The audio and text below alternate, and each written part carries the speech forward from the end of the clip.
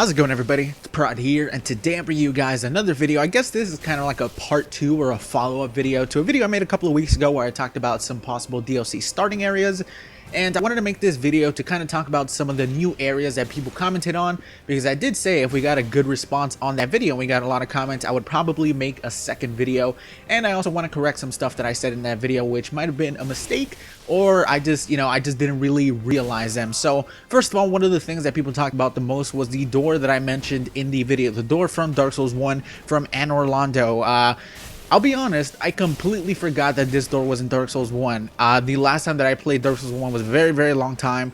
And when I did play, I was in like New Game Plus Plus, and I was all the way where Seath is. So I didn't really concentrate that much on this door. I honestly should have probably gone back to check, was this door in Dark Souls 1? Was it closed the entire time? I just didn't really think about it when I was making the video, but just because it was closed in Dark Souls 1 doesn't mean that it may not have any significant meaning in Dark Souls 3. But it was just something that looked a little bit interesting. You know, even in the video, I said it's something that just looks like there should be more there. I had seen people talk about this door and maybe it opened this time, because I guess it was a big thing in Dark Souls 1 where people thought that that door should open. But it didn't, and we may see it in Dark Souls 3. I honestly don't think we will. So, you know, this is one of those areas that you can just kind of cross off, and I definitely think it has nothing to do with the DLC. Now moving on to some of the other areas that you guys mentioned in the comment section of my video. I'm only putting the ones that were mentioned the most, and the one that was mentioned the most for sure was the Profaned Capital.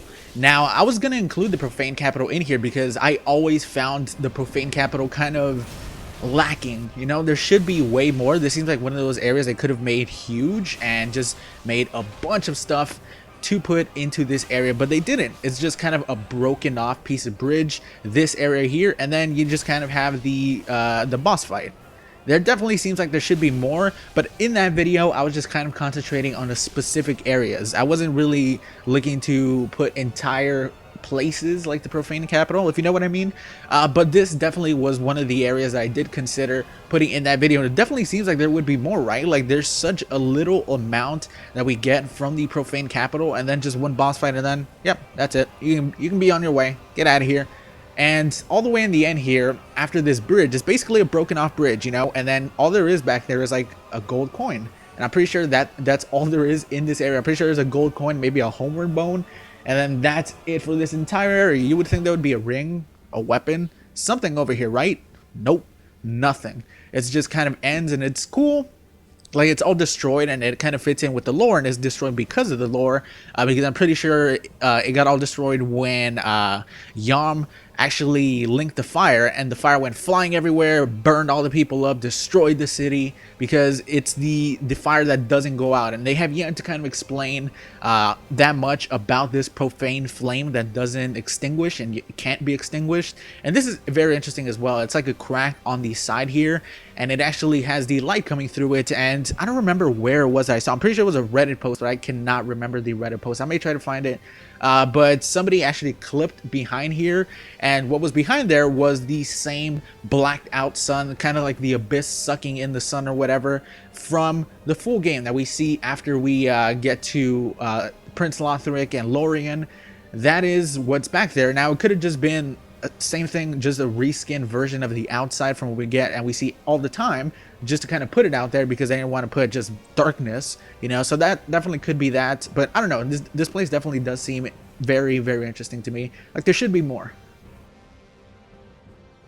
Another area that actually kind of surprised me and how much people were actually talking about it in the comment section was the two doors inside the Pontiff Sulyvahn room. I kind of saw these two doors and I thought about putting them in the first video, but then after kind of exploring a bit and seeing where they might lead, it kind of fell through, and it was like, you know, this probably has nothing to do with any of the DLCs. You know, I feel like people speculated 2 DLCs, 2 doors, maybe one of them is for each DLC. One of them is gonna open, but when you actually go back into the places where it might actually lead to, they don't really lead anywhere. One of the doors here leads to just a wall, and it does kind of look like there maybe could be a room inside there.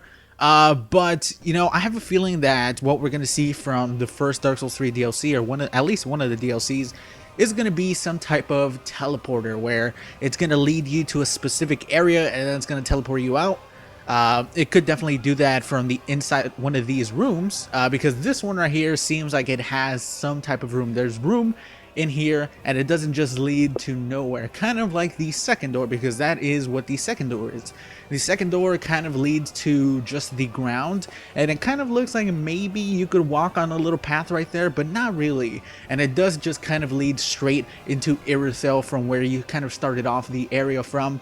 Again, it could definitely lead somewhere different. There could be an invisible bridge, but it's highly unlikely that we're going to see any of these doors have anything to do with the first DLC.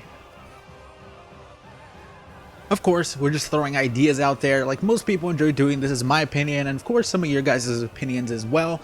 Most likely none of these will lead anywhere, and it'll just kind of be some random thing that nobody noticed, or something that's put in after the fact rather than something that's already inside the game itself. But one of the things that people mentioned a lot in the comment section, which I never really noticed as well, was all the way out here where this dragon is, where this dead dragon is, where you get the lightning spear, I believe, there's this pilgrim by the gate over here. Now, the pilgrim's kind of odd.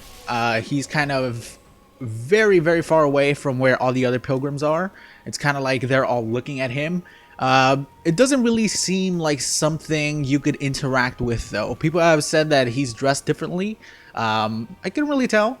But honestly, he just seems like... he seems like a rock. Like, that's what it is. Whenever you kind of get close to him, you can't really go through him. It just kind of gets closer to your face. If you see here, I'm trying to get inside his body to see if I can see some type of skin, some type of face. You can't. He's just kind of like an object with the skin on it. So that's what I think that is. I think that they honestly just put that there, and it's just like a rock with the skin of a pilgrim on top of it. Maybe they skinned the pilgrim, slapped it on a rock or something, you know.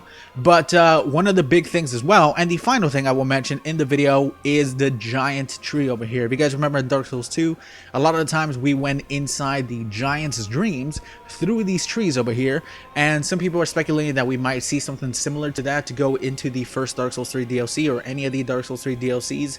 It could be, you know, I do honestly think this tree is just here to give us Seed of Giants, but, you know, who knows? Definitely let me know what you guys think in the comment section of the video. I didn't want to make this follow-up video because I said, you know, if people had other ideas that I didn't put in the video, I would go ahead and make another video, and I did want to correct some stuff that I said as well. But anyways, leave a like if you enjoyed the video, and I'll talk to you guys later. Peace, everybody.